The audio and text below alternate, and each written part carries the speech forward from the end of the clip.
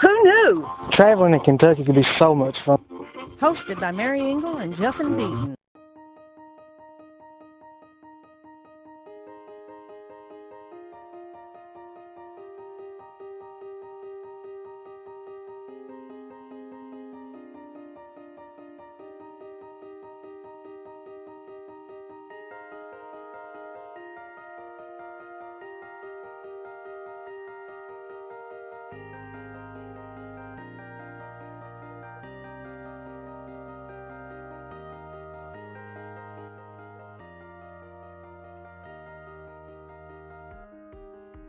Tell me what hours the museum is open to the public. The museum is open to the public Monday through Saturday, 9 to 5, and then Sunday, 11 to 5.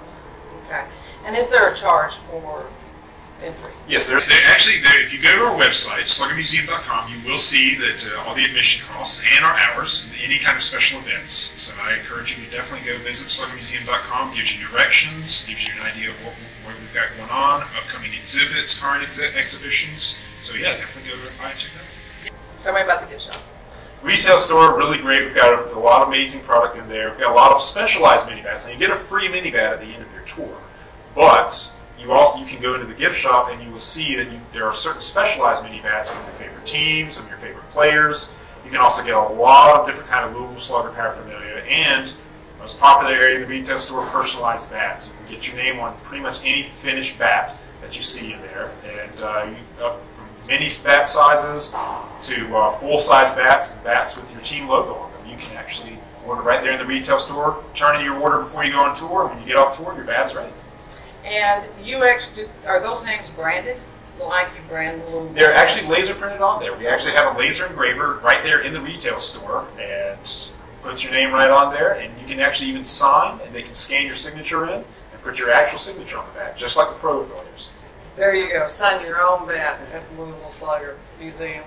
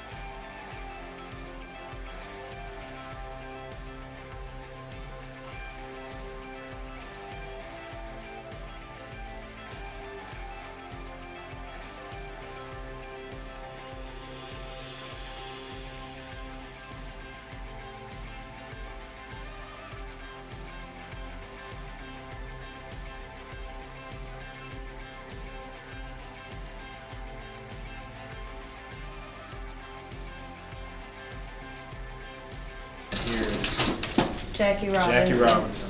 He actually signed this himself. This is his signature. And if you notice, the bottom part of the contract is cut off. The reason why it's cut off is we take that signature from the bottom there. So he signed this one, and then he signed a couple others at the bottom. We took the one he wanted, and we make that signature a branding iron that we then put onto the back. Right. And we still do it the same way. This is how we've always done it. As you can see here, he signed this on Halloween of 1946. He was 27 years old. This is before April of 47. April of 47 is when he broke the barrier in Major League Baseball, so we signed him before then. Here, set of golf clubs. Ted Williams. Again, he signed this himself. Look how old he was whenever we signed him. 18 years old.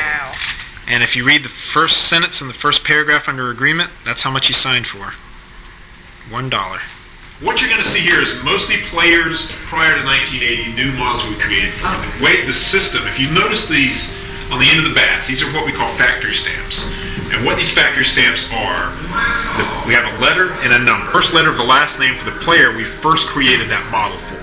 And the number is just how that player appeared in the system. Now this is a system we didn't develop until 1946.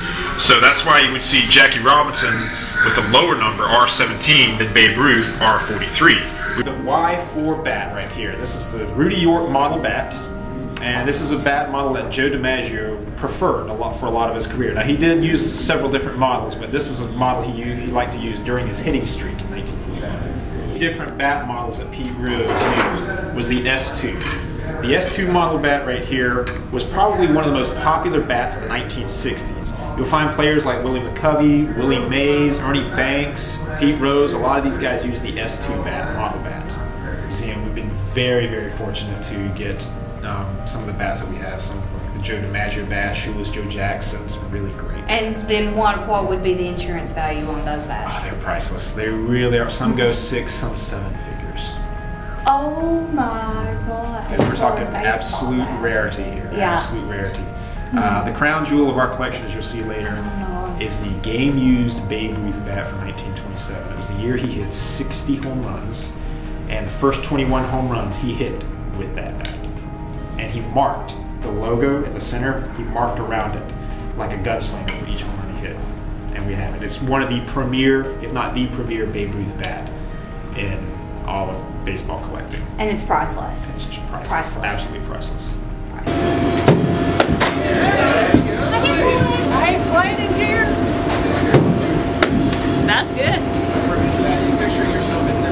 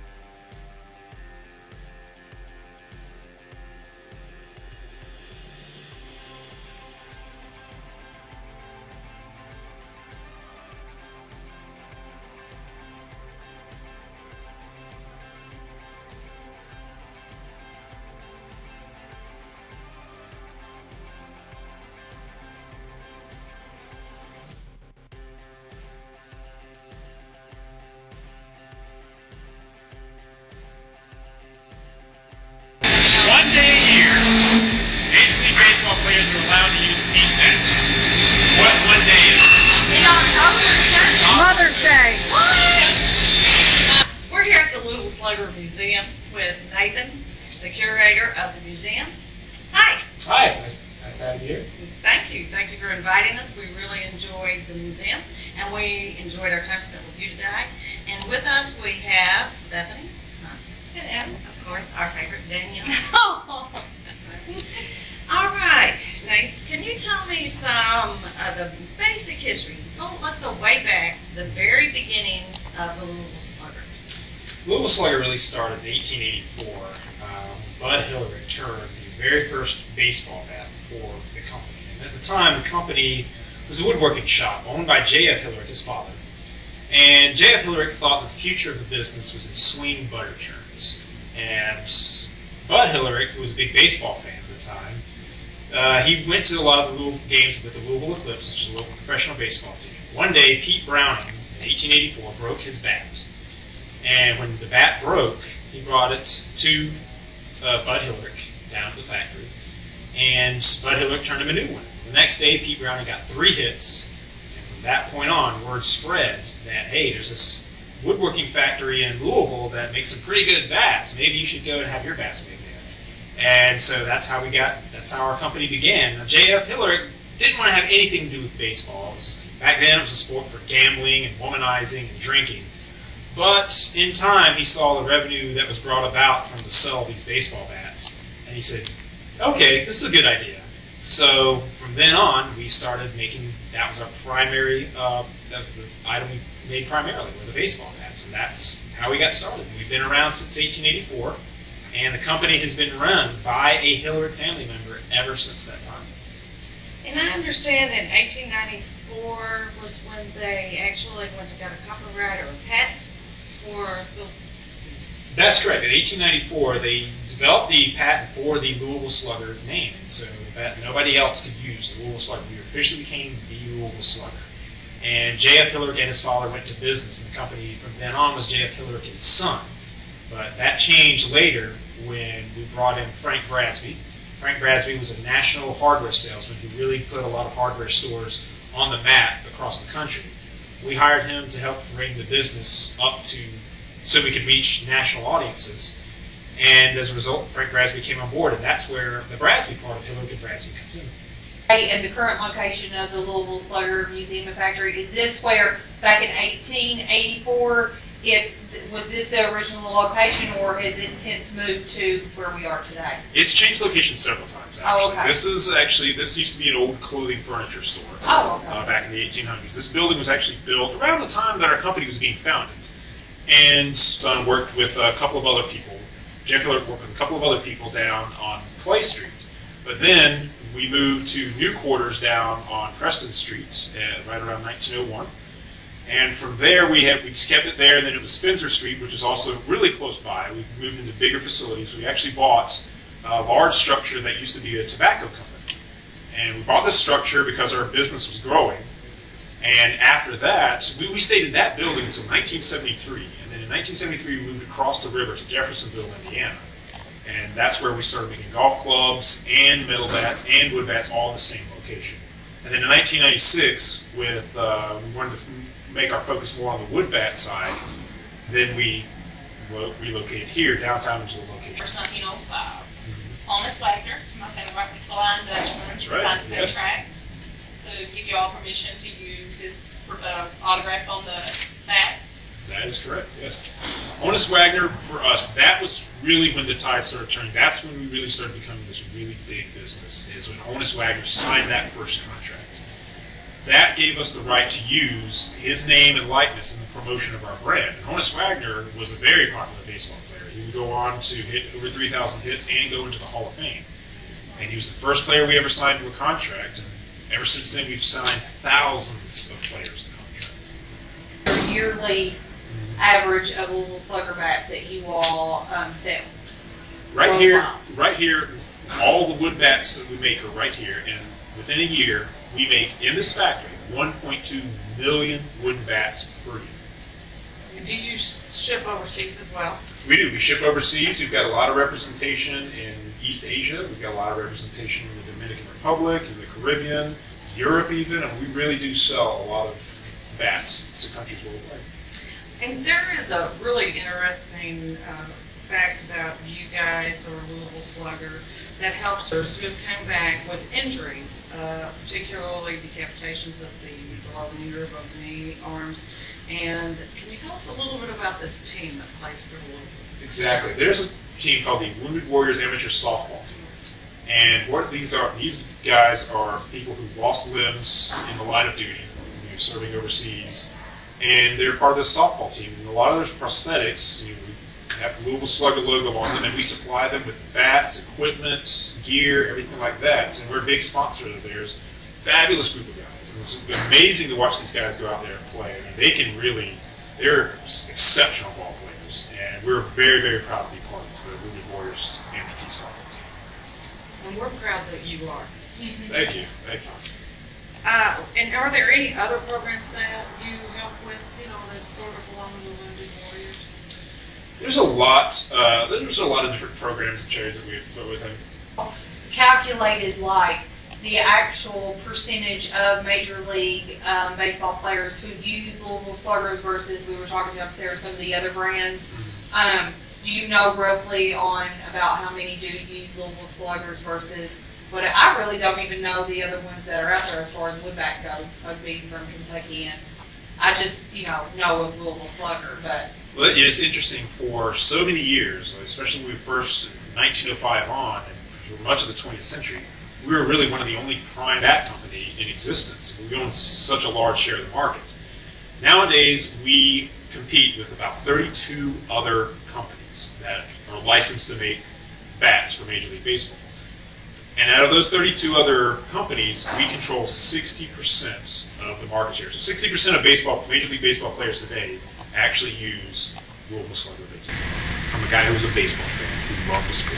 And I think that's what's helped have our companies be so successful and stay around for so long, is that love of the game. And he lived to be 85. He did. He lived to be, I think it was about 80 years old. You have a love for baseball. Tell us about you. I grew up in South Carolina, and the closest Major League Baseball team to us was the Atlanta Braves. And naturally, I was the kind of guy that I didn't want to pull for the team that everybody else pulled for, so I pulled for the team that I often saw the Braves playing, so I pulled for the Los Angeles Dodgers. And there were no other Dodgers fans that I knew of in Myrtle Beach at the time, which is my hometown. And there were no other Dodgers fans in my high school, so I was proud to wear my Dodgers gear as a kid and know that nobody else was pulling for them. And kids would taunt me, he's like, who are the Dodgers? Oh, that's not a real team. But through thick and thin, I've pulled for them ever since I was a kid. And I've always been a fan of baseball. I've always been a fan not only of the sport, of the games, but also the history. There's nothing like baseball history. It goes back so far. The records of baseball are so hallowed. It's amazing how much baseball means to American history. It's such a close tie-in. And it's a big part of who we are. And when this job came open, the job that I have now, the position came open a few years ago, at the very end of the job description, in giant letters, must be a fan of baseball. So I knew it was like, okay, I'm a curator, I can do these tasks, and I am definitely a big fan of baseball. And very thankfully, I've landed my dream job. Not very many people can say that. No, not very many, yeah. And Johnny Bench once said that find what you love and go do it. And that's what I did. I'm very thankful that I've been able to do that. Some of the biggest names that you feel are synonymous for baseball. Synonymous with baseball. When I think baseball, what are the first names that come to my mind? Yeah, a lot. The first ones that come to my mind, Hank Aaron definitely is one of the big ones. Babe Ruth, obviously. It's interesting because some of the ones I think of were home run hitters mostly. Ted Williams, the guy played baseball like his life depended on it. Stan Musial, one of the nicest guys anybody could have ever met, a real true ambassador of the game. Tommy Lasorda, he was always my hero growing up as a Dodgers fan, and I got the chance to meet him last year, so definitely Wow. Tommy Lasorda. Yes, it was very nice. So those are some of the first names that come to mind.